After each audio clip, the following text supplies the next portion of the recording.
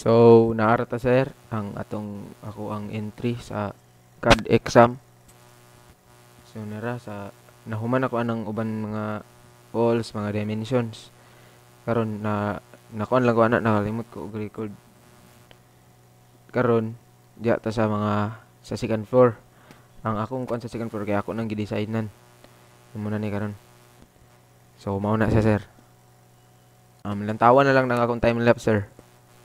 Ako nang kamulong akong buhat sa second floor.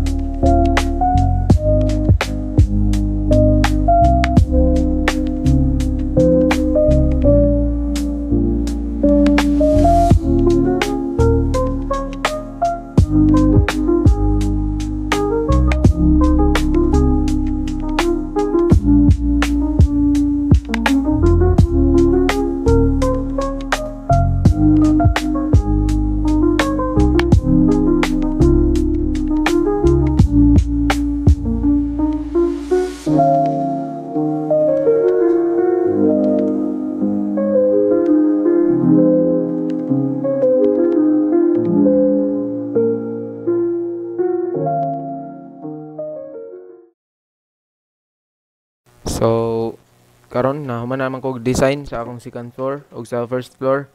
Ang atong buhaton kay mag-export ta ato na ning i-convert sa PDF. So, i-control P aron makita na nimo akong POV. Dayon kana akong settings nga gipanggamit. Nana mo nang gitudlo ni mura gyud pa nimo gitudlo sa amo sir. Nana kana sakto. Pang-check nang gipang-check. I-crop. Pwede ka pa nimo i-preview aron makita nimo ang hitsura kung sakto na ba siya sa imo nga.